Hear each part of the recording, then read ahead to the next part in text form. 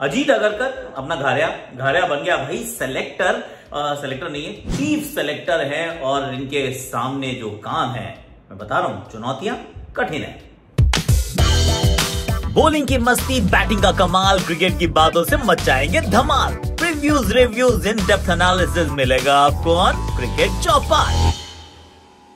चोपड़ा जी की क्रिकेट चौपाल में आप सभी का हाथ जोड़ के स्वागत। आंखें अभी भी थोड़ी सी लाल है क्योंकि पिछले 24 घंटों में सिर्फ कुछ 3.5 घंटे की नींद मिली है।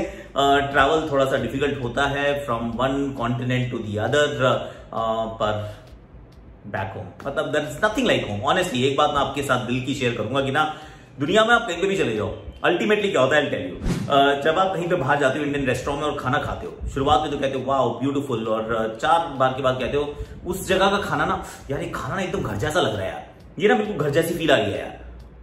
जब घर जैसी फील आ रही है तो बाहर क्यों जाते हो, और बाहर हम सब जाते हैं, मैं फिर जाऊंगा, पर गिल्टी एज चार्ज्ड होता है ऐसा। आकाश यात्रा आपको कैसी लगी please do let me know.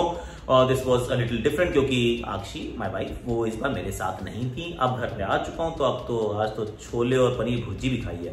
Paneer bhurji Europe बनाया करो, बहुत अच्छी होती है, बहुत बढ़िया होती है। अब जरा अजीत अगरकर साहब की बात कर लेते हैं। इज अ फ्रेंड, थोड़ा सा बायस में रहने वाला हूं क्योंकि बहुत करीब से जानता भी हूं और बहुत साल साथ में खेला भी हूं। इनफैक्ट अंडर 15 से उनके साथ खेला हूं। Now this is a very strange one, I will tell you a little story then I will move forward. तो हम यहाँ पर भिवानी एक जगह है, भिवानी हरियाणा में एक जगह है, बहुत ठंड थी बॉस, बहुत ठंड थी।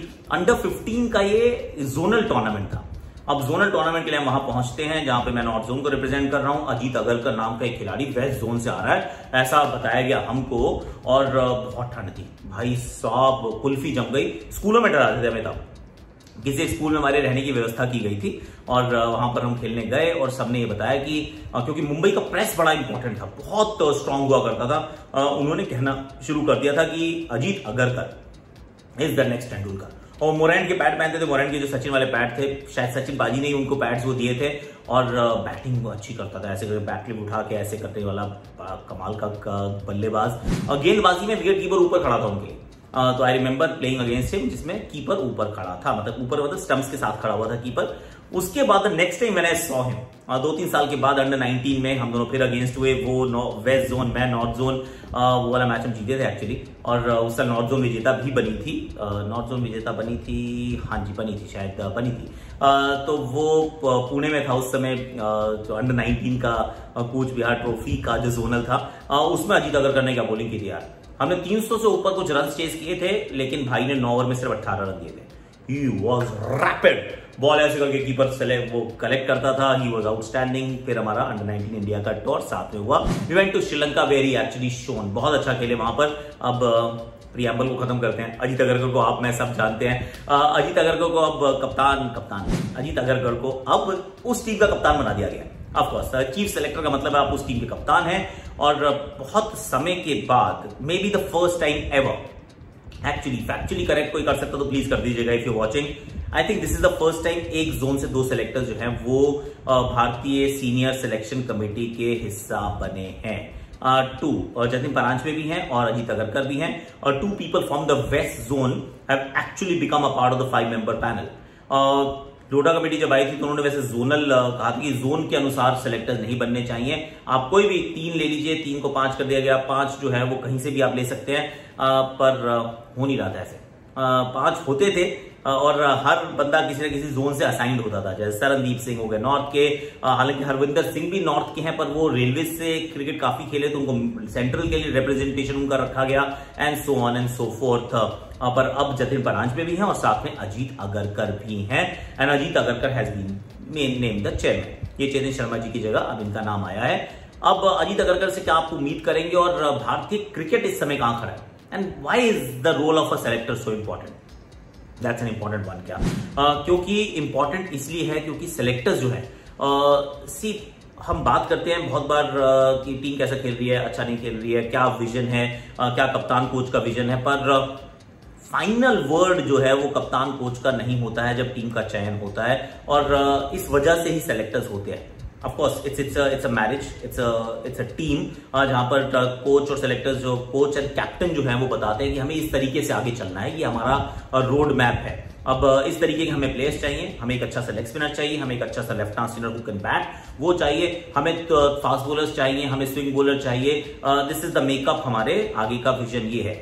अब सेलेक्टर जो कहते हैं ठीक है जी, आपका ये विजन है, हमारा ये विजन है कि हम इस टीम को अच्छा करना चाहते हैं। हमने बहुत सारी रणजी ट्रॉफी क्रिकेट देखी है इस साल और उसके अनुसार हमें ये आपने हमसे 5 खिलाड़ी मांगे, ये 5 हमारी सूची में है। हम 5 की जगह आपको 8 या 9 या 10 ऑप्शन देते हैं। अब इनमें से हमें चूज करना है कि अगर आपको ये पसंद नहीं आया तो ये जरूर है, लेकिन फाइनल वर्ड जो है वो सेलेक्टर्स का रहता है। कोच एंड द कैप्टन, उनका वोट राइट नहीं होता है, वोटिंग राइट नहीं होता है। उनमें से कोई एक बैठता भी है, दोनों से कंसल्ट भी किया जाता है, पर जब सिलेक्शन का एक्चुअल दिन होता है, जब सिलेक्शन होता है तो फिर उनके पास वोटिंग राइट नहीं होता है। So it goes down to the selectors. अब भारतीय टीम कहां खड़ी है? आई थिंक बहुत इंटरेस्टिंग फेज में है, पिवटल फेज में है। WTC की एक साइकिल समाप्त हो चुकी है, अगली शुरू हो रही है, इसी महीने शुरू हो जाएगी। वनडे का वर्ल्ड कप है, ये 4 साल का एक बार वर्ल्ड कप, यानी कि 2023 के बाद नेक्स्ट विल बी 2027, यानी कि अब आपको तैयारी करनी शुरू करनी है अगले वर्ल्ड कप की, नेक्स्ट वर्ल्ड कप, यानी कि 4 साल का road map. T20 world cup अभी हम पिछले साल खेले थे, हम अच्छा नहीं खेले थे, semifinal is not great outing boss, उसके आगे जाना है भारत को।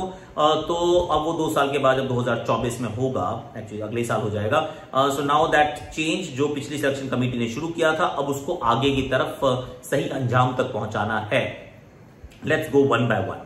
अभी चेतेश्वर पुजारा जी का नाम नहीं है, अभी अजिंक्य रहाणे को वाइस कप्तान बनाया गया है। आने वाले समय में अगले 2 साल के साइकिल में आप भारतीय क्रिकेट को from a test point of view क्या देखते हैं, कहां जाते हुए देखते हैं, और कौन से आपके लीडर्स हैं, कौन आपके वो बॉलिंग यूनिट है, क्या आपका बैटिंग कॉम्बिनेशन नजर आता है, ये बड़ा इंपॉर्टेंट सवाल रहने वाले हैं। अभी लेजिटिमेट सवाल है कि सरफराज का नाम नहीं आता, अभिमन्यु ईश्वरन का नहीं आता, प्रेम पंचाल का नहीं आता, रिंकू सिंह का नहीं आता, जलज सक्सेना अब तो शायद नहीं आएगा उनका नाम, लेकिन क्योंकि अश्विन भी है ऑफ कोर्स। तो अब इन सब के किसके नाम आते हैं, किसके नहीं आते हैं। जो पिछली सिलेक्शन कमेटी थी, they worked with a certain mindset, और वो माइंडसेट जो था कई बार वो डिक्टेट भी होता है कि WTC का फाइनल आने वाला है, now I don't want to take a chance, मुझे इसी तरीके से चलना है। लेकिन जब एक नई साइकिल की शुरुआत होती है, जो कि ऑलरेडी टेस्ट में हो चुकी है, वनडे में नवंबर को हो जाएगी, नवंबर में जब ये फाइनल समाप्त हो जाएगा तो भारतीय क्रिकेट का अगले 4 साल फ्रॉम एन ODI पर्सपेक्टिव वो भी चेंज होंगे कि कौन कौन से प्लेयर्स आपके साथ चलने वाले हैं। हो सकता है आप 6 महीने, 8 महीने, 10 महीने आप रोड मैप तैयार करते हैं कि 1 साल में इसके साथ चलूंगा, उसके बाद धीरे से इसको फेज आउट करूंगा, he is my next captain, he is my next opener, he is my next all rounder, ये मेरा नेक्स्ट कीपर होने वाला है। हम इंतजार कर रहे हैं ऋषभ पंत की, लेकिन ऋषभ पंत के अनुपस्थिति में अब क्या हम संजू सैमसन, ईशान किशन, इनमें से किसी को तैयार करने वाले हैं? क्या मिडिल ऑर्डर के अंदर रिंकू सिंह क्या वनडे में भी आपका हिस्सा बन सकते हैं? क्या T20 क्रिकेट जो है वो अब किस दिशा में जाने वाली है? क्या अर्शदीप वनडे का हिस्सा हो सकते हैं? क्या नवदीप सैनी एक्चुअली दोनों फॉर्मेट्स में हो सकते हैं? I mean tough calls to be taken यार, ऑनेस्टली स्पीकिंग। क्योंकि टफ कॉल्स क्यों कह रहा हूं? Rohit Sharma as a captain after 2023, Rohit Sharma, Virat Kohli as KL Rahul as T20 players, that's a call जो आपके पिछले सेलेक्टर्स ने ली तो जरूर है, पर अब वो उसमें से आगे किस तरीके से आपको चलना है।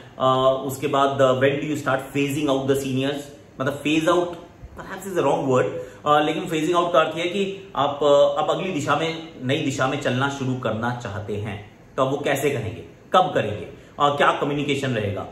सी all that I am expecting from Ajit जब मुंबई के सिलेक्टर थे तो भी ऐसा ही हुआ था, और शायद इसी वजह से एंड में रिजाइन भी करना पड़ा था कि उनके अंडर, उनके साथ, उनके he's got immense respect from the peers जो प्लेयर्स हैं, और he is the one who can take the tough calls। और मेरे विचार में भारतीय क्रिकेट उस पड़ाव पर है जहां पे अगले 12 महीने में आपको कई सारी टफ कॉल्स लेनी पड़ेंगी विद रिगार्ड्स टू सीनियर्स, कौन, कहां, कैसे, कितना, और आगे का रोड मैप किस प्रकार का होना चाहिए। I mean and how much do you invest in a particular youngster, भाई किस एक के अंदर कितने समय तक आप इन्वेस्ट करते हैं। That clarity, first class cricket की रिस्पेक्ट, दैट क्लैरिटी, वो सबके लिए आप अजीत अगरकर का I mean job is cut out. और मैं बार बार कहता हूं, इनफैक्ट अल्टीमेटली क्या होता है, चाहे आप कोच हो, आप राहुल द्रविड़ है फॉर एग्जांपल, आप रवि शास्त्री हैं, आप जॉन राइट हैं, आप गैरी कर्स्टिन हैं, आप डंकन फ्लेचर हैं, आप वैसे कोच, आपका इंटरनेशनल करियर काफी इनमें से कई काफी अच्छे रहे हैं, लेकिन you will be remembered for the results that he produced. तो आपने जो रिजल्ट्स दिया आपकी टीम ने, उससे आपकी कोचिंग जज की जाएगी। Similarly when you are in new role as a selector, तो फिर आप किस तरीके से आपकी टीम ने परफॉर्म किया, क्या आप वो ट्रांजिशन को सही से हैंडल कर पाए, क्या आप अगले पीढ़ी को सही से तैयार कर पाए, क्या आपने टीम को उस तरीके से तैयार किया कि you gave the team the best chance to win the trophy. ICC cabinet for example अभी थोड़ा खाली लग रहा है, तो वो सब जो है वो अजीत अगरकर से आपको उम्मीद की जाएगी। And Ajit Agarkar can also ask a question by the way कि यार रोहित अश्विन को क्यों नहीं खिलाया यार, what is the thought process. He does not decide the 11, but he has the right to ask because he is the chairman of selectors। मतलब तो उनके पास वो राइट रहता है। आज के लिए अभी के लिए इतना ही है, कल फिर कुछ गुफ्तगू करेंगे। अब तो खैर फेमिलियर क्लाइंट्स थोड़े से बेटर आंखें दिखेंगी। बाल मैंने थोड़ा सा बुला लिया है कि थोड़ा कटिंग वटिंग चाहिए मुझे, बहुत कोई अच्छा से लग रहा है। पिछले वाले बाल ना अच्छे से कटे नहीं थे यार, बाल थोड़े यहाँ से वैसे गंजे भी हो रहा है ऐसा लग रहा है। बट एनीवे चलो आज के लिए इतना ही है, कल फिर मिलेंगे, मस्ती करेंगे। Like share subscribe comment notification घंटी बजा दो।